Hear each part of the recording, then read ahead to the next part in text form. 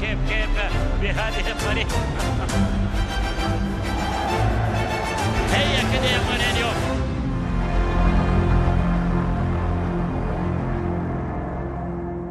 مساء الخير، يا أهلا وسهلا ومرحبا بكم في هذا اللقاء الخاص، لقاء من نوع خاص لأنه يتعلق بأعظم وأكبر مدربي كرة القدم في العالم، The Special One، جوزي مورينهو، الذي فاز بالألقاب في كل الأماكن وفي كل الأندية التي درب فيها. فاليوم سعداء جدا باستقبال جوزي مورينهو.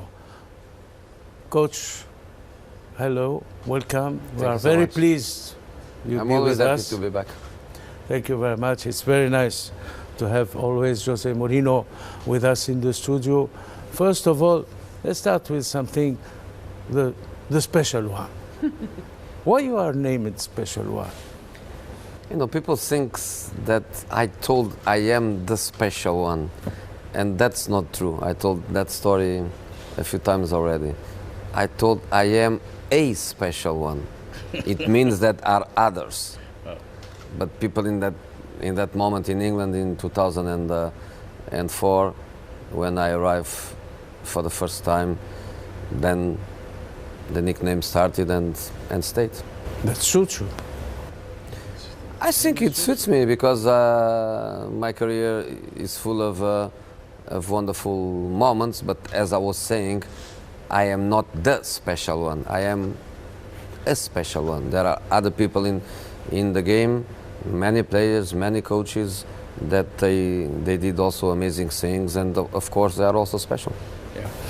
When we talk about the mercato now, we talk always about the sports director, il direttore sportivo. We talk about what is the role of the sports director when you have a coach like Mourinho. It is very important to have a structure. It's very important to have specialized people that take care about some specific areas, and it's also very important to have empathy between everybody in the club. When you are going to make a big decision for the club, and normally mercato, we are speaking about big economical decisions.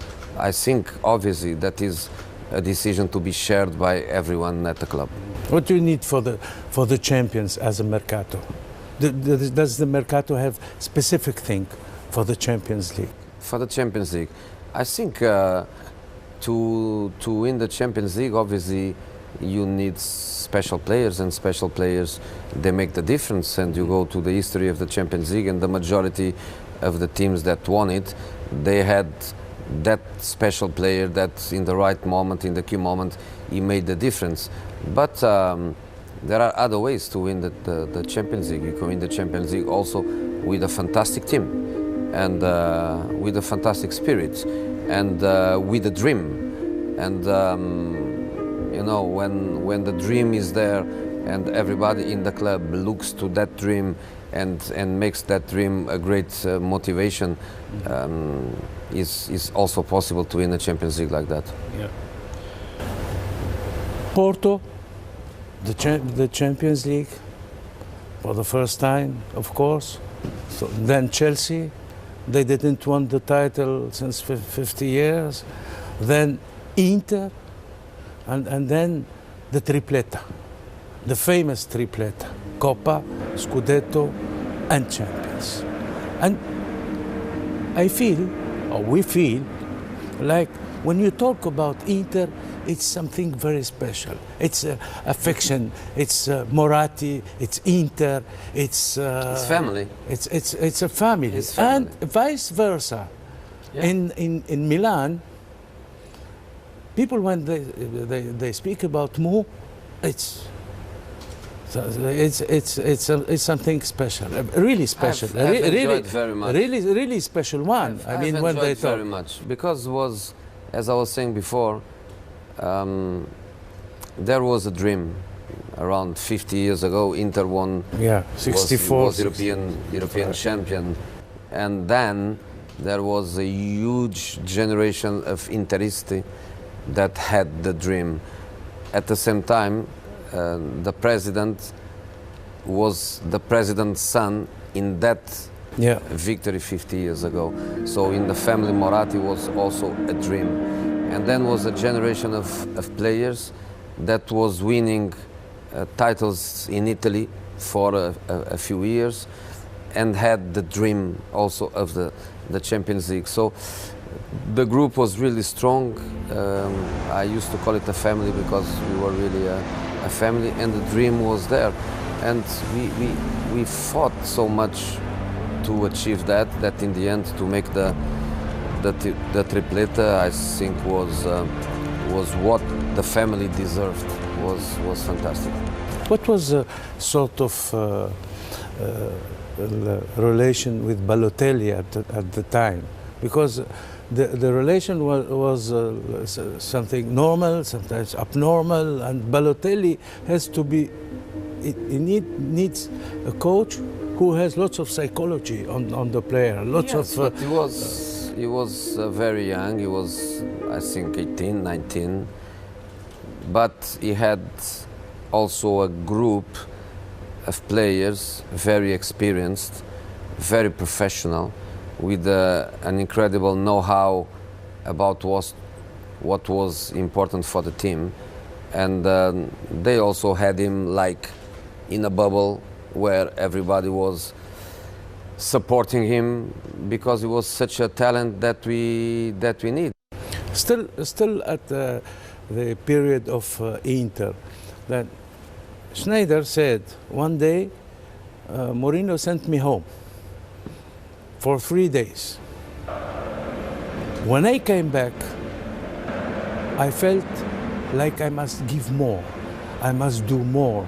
I felt that I have more capacities, more things, because he knew maybe that I need a rest and I need to change and I need something, and he saw the thing. So he went home for 3 days, and when he came back better than before.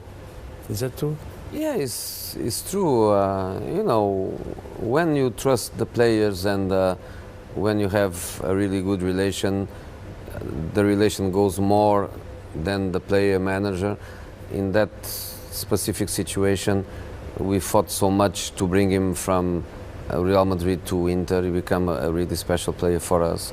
It was not an easy moment in his career life because he left Real Madrid because his little son was living with the mom in Holland, and he was without them in Milan. And sometimes you feel that the best way to work is not to work. Let's leave Inter now, because the title you won, the Champions League, was in Santiago Bernabeu, and it was your destination, and it was Real Madrid after Inter. They won the title after so many years without Liga, but the title didn't remain in Madrid for Real.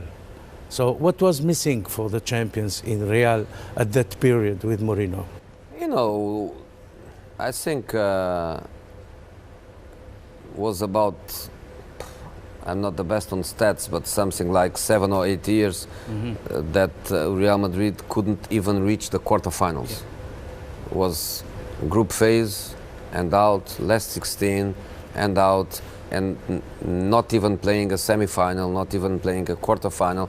Was there a kind of barrier that I remember in my first season we got Olympique Lyon in the last 16, and the club was scared, and I couldn't understand how we could be scared to play against Olympique Lyon, a good team, but Olympique Lyon. And the reason why everybody was shaking was exactly the weight of that negative period, the pressure. Yeah. And we managed to go and to reach semi-finals and to lose semi-finals on penalties. One of them is incredible because Ronaldo is a phenomenal penalty taker. He missed the penalty. Sergio Ramos is a phenomenal penalty taker. He missed the penalty. Kaká was a phenomenal penalty taker. He missed the penalty. So in our best season, the season of La Liga of the records of 100 points, we reach the Champions League semi-finals. We beat Bayern 2-1. We go to penalties, and my choice was the three best to start. 1, 2, and 3. Let's go and score, score, and score, and put pressure on Bayern takers. And we lost and lost and lost. So we were very, very close to do it. You believe that you prepared the team for Carlo Ancelotti, then Zidane. If you are in a club 3 years and you don't leave anything behind, is because you did nothing. Of course, when you are in a club 3 years, you leave something behind. You build something, you build the internal structure of the club, you build a certain kind of competitive mentality, you have some tactical know-how that stays. But after that, a few new players were coming. After that, a very good coach like Carlo was coming, and then is obviously their credit. What is your best title? One. Well, if you have 2 or 3 and you have to choose one, is easier than you have 25 and you have to choose one. Is more difficult. You know, as a season, I would say the triplete, because is the complete season. I could say the Porto Champions League, because is a Portuguese team, a team from my nation. You do it for yourself, you do it for the club, you do it for your country. It's a special feeling. But I want to say that the best title is the next one that I'm going to win. But if you tell me, well, I wish for Mourinho to win, but where? I don't know. Somewhere. I'm going to win again. 3 nearest destinations. I have no idea. The nearest. You know, Because honestly, last time you've been in Milan, and people they're talking about Mourinho in Inter. one of the reasons why I don't go to Milan is exactly because of that. Is exactly because I want peace in the club. Is because I want Spalletti to work without any kind of extra pressure. Juve, they are very strong in Italy. In Europe, no. But also very strong in Europe. You know, they reached 2 Champions League semi-finals.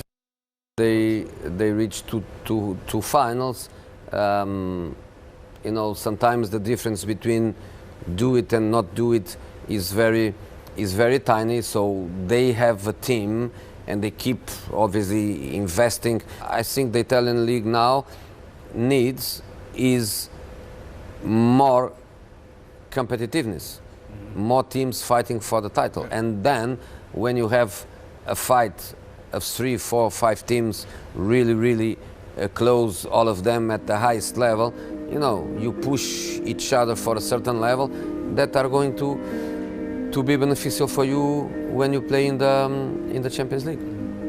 Okay, let's go outside Europe. Yeah, you know that the entire world is waiting for the big event, Qatar 2022. The World Cup here, I understood it better on my first visit a few weeks ago. The concept of the legacy is something that I think the world needs to know better, because when the world knows better that concept of legacy, we will all look to the Qatar 2022 with different eyes. And then your country give us also something new, which is to play a World Cup in a very small area, which is good for the players, is good for the coaches, is good for the fans. You are in a small square meter area. You can watch in the stadium more than 1 match per day. The teams, they can stay for the whole month